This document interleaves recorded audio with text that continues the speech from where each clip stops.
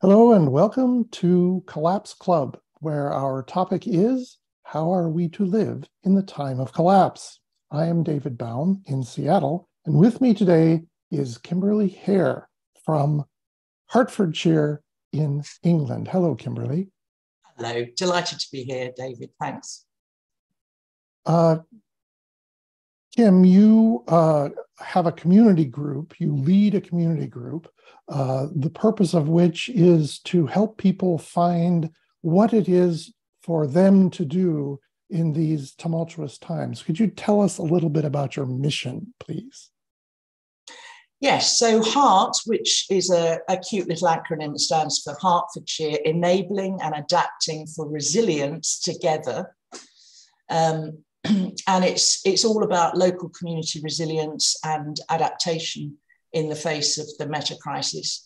So we do a mixture of things: education, advocacy, psychological, emotional, spiritual support, and we run retreats and workshops designed to help people stand tall and look it all in the face, but from a place of resilience, courage, and clarity, and to answer that question, what is mine to do? Because I think most people would agree that there are a gazillion answers to that question. And what's important is that people take the time and space to discover that for themselves. And what is it that you are responding to? What is the impetus that drives you to make this offering? Well, I say I call it the meta crisis as a kind of umbrella term. I woke up to this about 6 years ago now, and began to see all of the interconnected predicaments that we face. So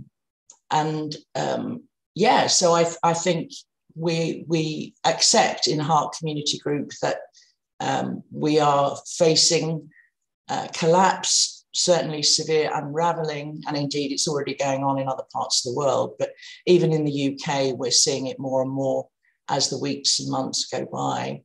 So it's a response to, one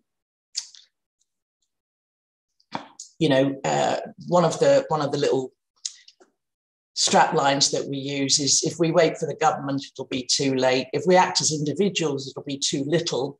If we act as communities, that's our best bet.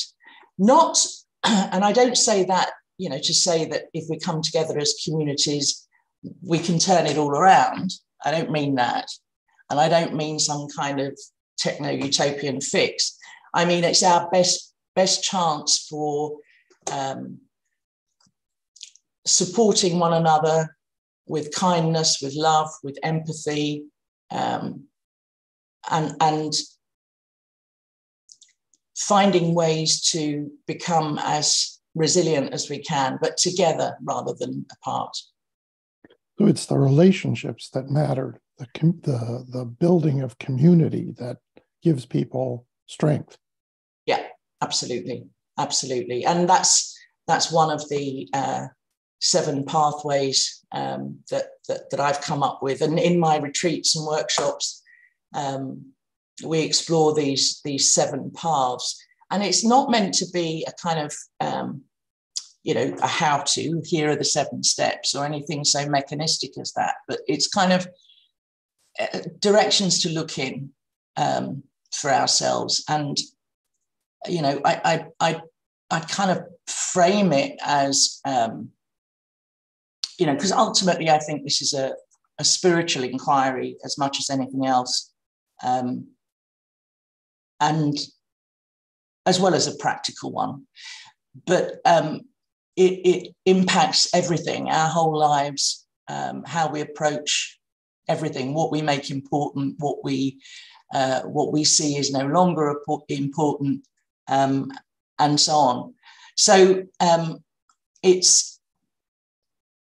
it doesn't lend itself to a neat set of how-tos. We have to grapple with the mystery of it, the ineffability of it. But we do appear to be able to discern what I'd call a through line which is often at a deeper level than simply looking at what we get up and do each day. So as a personal example, I believe my through line is love, and that's manifested in many different ways over my life. Right now, my particular thread to pick up is offering free psychological, emotional, spiritual support to others who are waking up or have woken up to the meta crisis. So 5, 10, 30 years ago, what I was doing each day would have looked very different, but actually, I think it was still always driven by love as a core value. Does that make sense? It does. And you've identified these 7 pathways, which are, well, we'll find out what they are. I think you have a presentation to show us. Yes, I do. Shall I do that now? Yes, please. I think it'd be great. Okay. Yeah. So here they are. And I'm just going to say a very few words about each one. I'm very happy to share with you after this call. I've written a kind of paper/essay which goes into more detail about all of these things. So as I say, very happy to share that.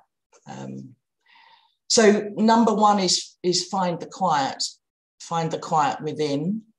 I'm very fond of the poem by Martha Postlethwaite, which goes, I've got it on my wall here. Do not try and change the whole world or do anything grandiose. Instead, create a clearing in the dense forest of your life and wait there patiently until the song that is your life falls into your cupped hands and you recognize and greet it. Only then will you know how to give yourself to this world. And I think the really important line in that for me is create a clearing in the dense forest of your life. I think it's difficult. I think it's difficult or even impossible to perceive the gentle whisper of, our inner wisdom without having a somewhat clear mind. It's like trying to hear a flute, a very quiet, gentle flute, whilst there's a very loud brass band playing in your head at the same time. So that's really the first one, to create a clearing, to find the quiet. And of course, there's a load of ways of doing this, including meditation, mindfulness, nature, embodying practices, breath work, prayer, rituals, ceremonies, psychedelics, plant medicines, journaling, the list goes on and on. But that's number 1. Thank you. Okay. Find your joy. Find your joy. And not suggesting this is always easy when we're fully awake to what's going on. And I believe it's absolutely necessary and possible. Another favorite quote is from Wendell Berry: "Be joyful, although you have considered all the facts." I love that. So discovering for yourself what makes your heart sing and where does that take you? And for me, this is not just an outside-in thing. For me, joy is different. It's deeper than happiness or pleasure or satisfaction. It's much more profound than that, and it comes from inside rather than outside, and has nothing to do with our external circumstances. I believe it's one of a number of qualities that we're born with. It's innate in humans. When we are at home in ourselves, it automatically bubbles up. And there are times, and I'm sure we've all hopefully felt times like this, where I just feel I want to burst with joy. And it's not because of something that's happened. It's more a question of seeing through our story about why we can't be joyful at the moment. So it's kind of subtractive rather than additive. It's not about adding joy on top. It's about seeing through the illusion of mostly our thinking that gets in the way. And when I say thinking, I mean thinking that doesn't look like thinking. It looks like truth or reality, but it's actually still thinking. And of course, as well as joy, we also experience all sorts of other feelings, and that's fine. And I believe they should be kind of fully felt and experienced, rather than trying to push them away. I think suffering so often, often the suffering that comes from trying so hard not to feel what we consider to be unpleasant feelings is worse than actually just feeling them. Because they pass. They pass, actually, as long as we're not kind of trying to manipulate them. So find your joy. Number 3, reconnect with nature. Maybe there's a better way to put this, because of course we are nature. So in a way it's absurd to say reconnect with nature. And it might even not quite nail it to say reconnect. For many people it's connect, because of the kind of lives that they live now, being completely disconnected from it, especially if we live in cities and we're staring at a screen all day. Interestingly, there's been some recent studies into plant medicines, psychedelics, and are showing that there are lots of things that people report after a trip that's kind of properly supervised. But one of the common things that's universal is people report afterwards a sense that they have become one with nature, and they no longer see themselves as separate from it. So there's a kind of developing a reverence for all of life. And the only word that seems to fit there for me is awe, A-W-E, an awe for nature and all of life. So I think we can learn to rewild ourselves a bit. And again, in the longer essay, there are lots of ideas for how to do that. You can probably predict a lot of them. But really getting in touch with the seasons and what's going on in nature with its rhythms, learning from Indigenous people, taking the time to truly appreciate it, growing our own food, walking barefoot, using our senses more, watching sunsets and sunrises, talking to trees, foraging food, again, look at the stars. The list goes on and on for that as well. So reconnect with nature. Thank you. Find the others. This is a picture of me at my most recent Edge retreat with this bunch of wonderful souls. And it's one of the few things I'd say out of all of the 7 where I'd be a bit prescriptive. Don't try and do this on your own. There is tremendous nourishment, healing, strength in our relationships, as you said. People can inspire us, remind us of our own strength and courage when we falter, and help us see through our own blind spots. So none of us are as smart as all of us, or as wise as all of us. So by working and struggling and laughing and crying and celebrating and playing and reimagining together, we begin to see through the illusion of separation that I think is the core of the meta crisis that we find ourselves in, actually. Disconnection from ourselves and our deeper nature, from each other, and from nature, of course. So it kind of Finding the others sends out ripples through the culture.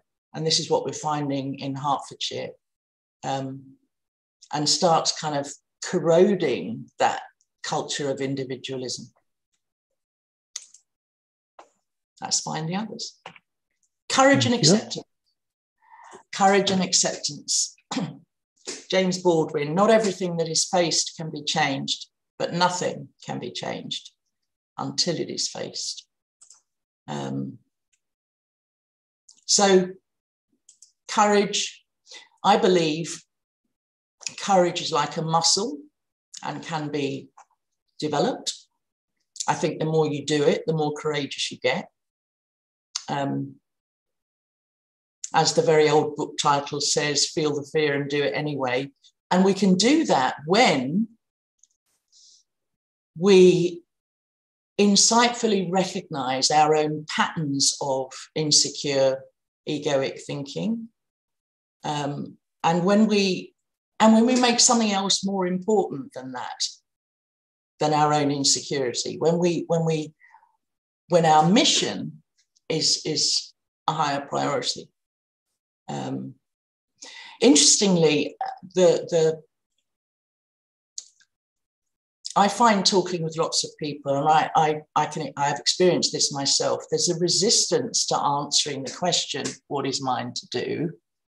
That stems from fear. You know, I may not be enough, I may fail. Who am I to want to do that? All of that kind of stuff. And so it seems easier to just keep searching. We become a perpetual seeker. We become a perpetual, yeah, but what is it? What is it? What is it? When really it's just fear.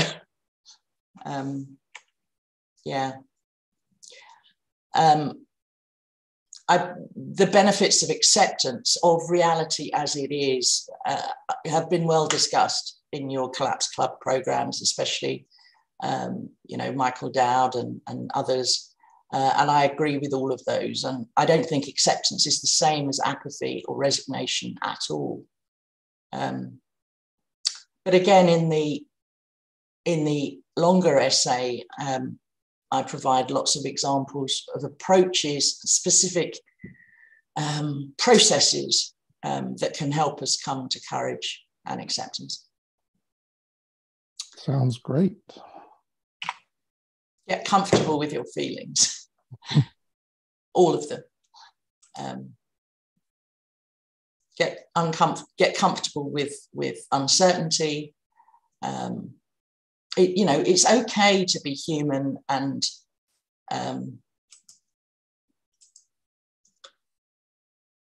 to feel all these things. You don't need to be scared of your feelings, and so many of us are.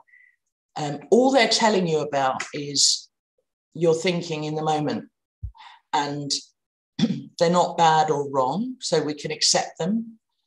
But it's often not telling you anything about the world out there, actually.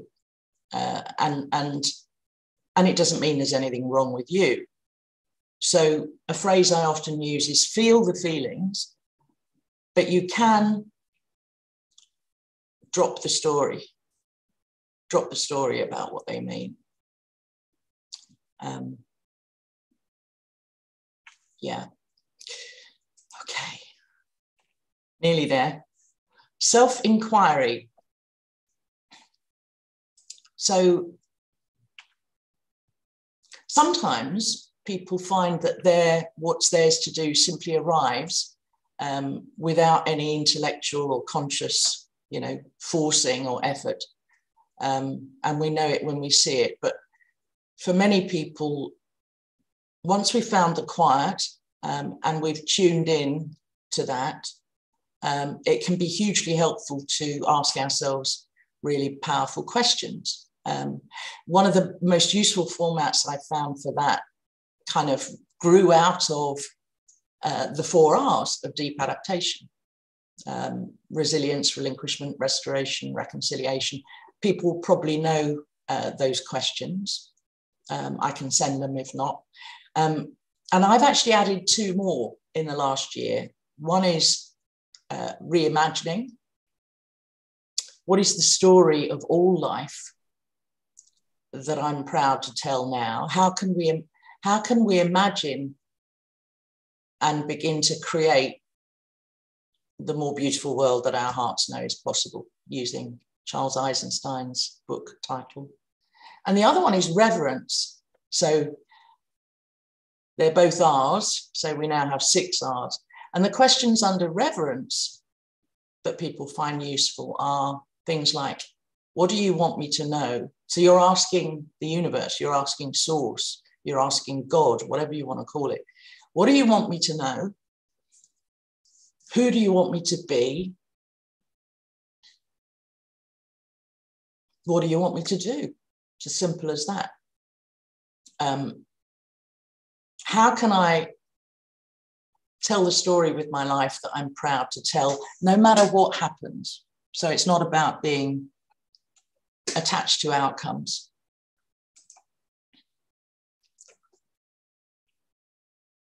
So just to finish, examples of threads, I just put a few up here. Amanda Scott, reimagining the future through writing and art. Ruth and Ben are 2 people I got to know in the UK who've set up climate emergency centres across the UK, which are community hubs.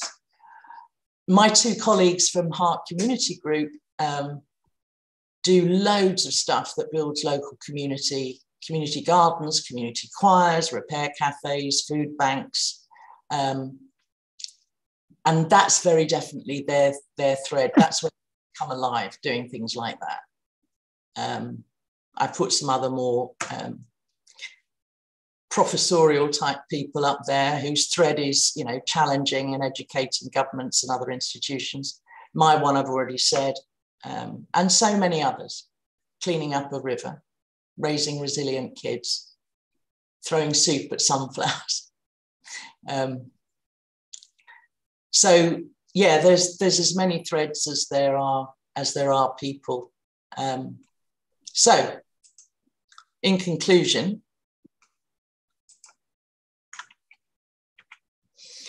there are many paths. So what I've offered is a smorgasbord of approaches, and some of these will be more appealing to some than to others. And I've come to see that, after many, many, many emotional roller coasters over the past few years, it's actually a real privilege, as Joanna Macy says, to be alive at this time. What an adventure.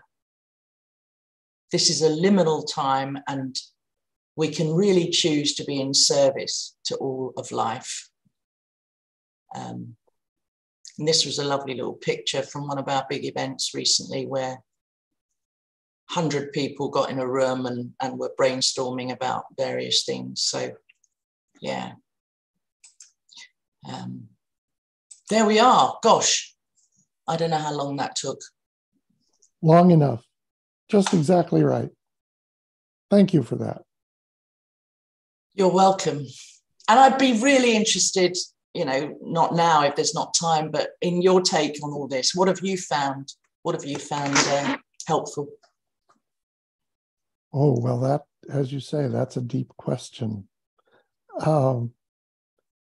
I'd like to just go over what you've shown us. I'd like to mention that I will arrange with you to get the printed versions or the document versions that'll be available through the video description so people can access those. Find the quiet within, find your joy, reconnect with nature, find the others, courage and acceptance, get comfortable with feelings, all of them, and self-inquiry. That's it. Yeah. At the end, the 6th R, reverence, I found that really resonating with me. At the 3 questions: what do you want me to know? Who do you want me to be? And what do you want me to do? And those questions are addressed to, as you say, source or the universe or I suppose that's the same sort of entity one calls God or something like that. It's a reaching out to what, Kim? What are we reaching out to? I don't know, but it answers. That's been your experience. You've engaged in this. Yeah. Do you get? If you're in the right place when you ask, because you've found the stillness, you're open, you're curious, you're filled with acceptance and courage and love, and you're genuinely, so it's kind of, you can call it inner wisdom for people who are uncomfortable with it coming from somewhere else, but no, that's way above my pay grade, David, to describe it. Wow. Okay. I noticed that these paths and your program or activity helps people find a thread which seems to include action, but you're very explicit, like this isn't going to turn things around or solve things. What is the value of being in action if we don't believe it's going to solve the problem? Well, first of all, it's not just about being in action. I think it's about finding a balance between doing and being. Mm-hmm. So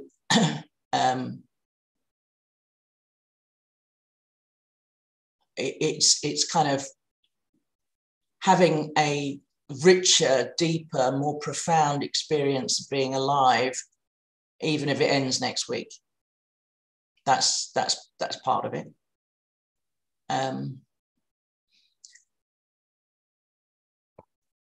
But I know, when I die, I don't know. I think most people, really do yearn for meaning and purpose and also service, contribution. When they really get right down to it.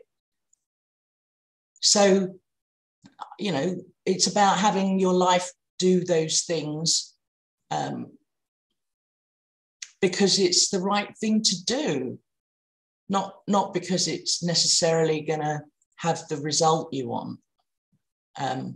As I said, the phrase I love is telling a story with your life that you're proud to tell, no matter what. And I think that's far more meaningful than, acquiring lots of toys and stuff and watching Netflix all the time and eating chocolate. Well, the reason I love your approach is that it affirms the value of the individual person and the individual life, even in the face of utter chaos and even utter destruction. It doesn't matter, in a way, what the future possible story is, how crazy and ugly and difficult it might be. We don't know really what's going to happen. But no matter what chaos we face, nevertheless, it's within our power, number one, and it is a good thing to manifest our own coherence in the face of chaos. That's what I hear you saying. Yeah, absolutely. And it and the other thing about it is, because I emphasize that it comes from within, it's not about shoulds or oughts. I haven't got any time for that anymore. No. One query that perhaps you could help me here. Find the quiet within. I loved the poem, create a clearing in the dense forest of your life and cup your hands so that your story can fill it. I don't remember the exact words, but my my experience sometimes has been I quiet my life, I cup my hands, and what I find there is not this sort of happy beatific vision of serenity and, power and coherence. It's like, oh my God, that's me? That's my life? I had no idea. Oh, what am I going to do? So when you see, what do you do with that true vision of your life when it's not all you might wish it would have been or is?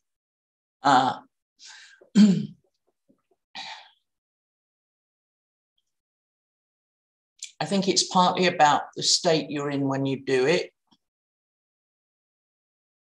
I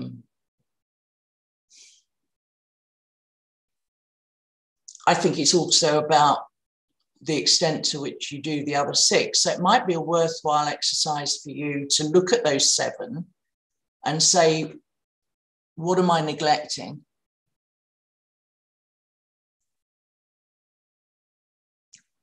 What is my least developed muscle? That makes a lot of sense. Yeah. For me, I think it's connecting with others, with the others, which is funny because I spend my time here on YouTube talking to people, wonderful, intelligent people. And yet when I turn the computer off, I have a decent personal life, but especially with the pandemic and especially, oh my gosh, over the holidays, the isolation was just enough to take me all the way out, like just so difficult. So can you talk about, just for my benefit, what are the methodologies for finding the others? Yeah, sure.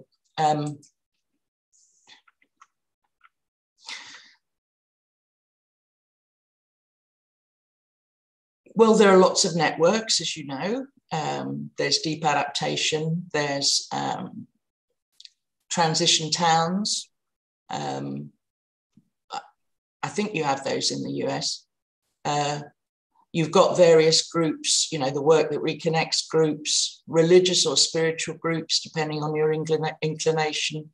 Something we're having a lot more of in the UK now are climate cafes, where you go, a bit like, sometimes you have death cafes. We've now got climate cafes where you go and talk about this stuff.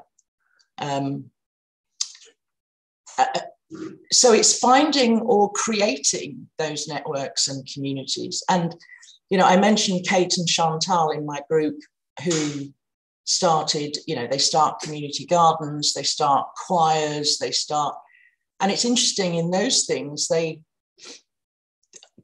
hardly ever actually talk about the meta crisis. They do sometimes, increasingly, but it's just about building community. And people love it. They love coming together and, doing something together. I mean, we always have as a species, we always have loved that. So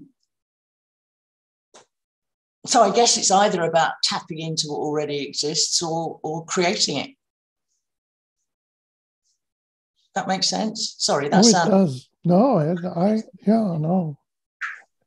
I'm realizing more and more the value of relationship, of connection as an end in itself. Absolutely. And there is, although Zoom is wonderful, and I have created great friendships with many people around the world that I would never otherwise have met, there's something about being in a room together or being in the outdoors together and hugging. And looking into each other's eyes in a way that's not always that easy over camera. I think so. The pandemic poses some challenges, and I think, don't want to get into it. Talking about the pandemic, it's so easy to do. Don't even want to go there. Just saying it's a challenge. I think everyone knows that. Yeah. Finally, this is great, and I look forward to reading your more detailed documentation, which I assume then will have connect points if people are interested in your program, your workshops, etc. They'll be able to find that through the document, yes? Yes, they will. I mean, the longer retreats, they're all in the UK, and, you know, often 4 days long. But I do actually plan to run an online workshop just on this, like maybe a 2-hour, 3-hour kind of thing. So once I've got the dates for that sorted, I'll send you that as well. Very good. Finally, this is about you and how you found that this is your thread. What brought you to be a weaver of threads in the way that you are?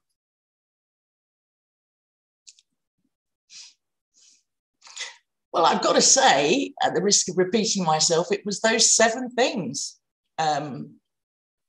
Some were more important than others for me. And it wasn't an instantaneous thing either, David. It was, you know, it was a sort of a gradual clarity. And also trying lots of things and going, nah. You know, for example, for about 3 or 4 years, I was really getting involved with local politics in Hertfordshire. And I could do it, but it was like, bleh. I'd rather pull my fingernails out. You know, so sometimes it's trying something and finding, you know, that's not it. But it's finding that intersection of, there's a wonderful exercise that I do on the retreat sometimes, which is, and in fact, Michael Dowd mentioned this to me as well. There's like, you look at your greatest joys, you list your greatest joys, essentially, all the things that light you up, nourish you, give you energy. And then in the second column, you look at what the world most needs, or what your community most needs, or what your town most needs. And I think that's where we are most powerful, when those two dovetail, because it's then, you don't have to kind of motivate yourself to do that. It's, you know, you're jumping out of bed in the morning because you can't think of anything better to do. You know, it's like, that's just incredibly meaningful and satisfying. Thank you for that. And I congratulate you on formulating these steps, which are obviously helpful, but it's obvious once they're together, for you to cohere them and make them available. That is an act of creation and generosity. And I thank you and I congratulate you on your success in doing that. Well, thank you. And I'm sure there's stuff that's missing, and I'm sure it will kind of get refined. It literally all just came out this weekend. It's this weekend just gone. So before that, it was much more vague and woolly. So yeah, so any blind spots, please tell me, you know, people that watch this or read the essay, because I want to make it a really, really useful contribution. Thank you. And thank you to the people who have joined us on the live stream and to those who are watching now. I will work with Kim to get the documentary links for people who want to know more. Thank you, Kim. This was Kimberley Hare from Hertfordshire in England, Hertfordshire County, I learned. I'm David Baum in Seattle. This is Collapse Club. Until we meet again, farewell. Thank you. Bye-bye.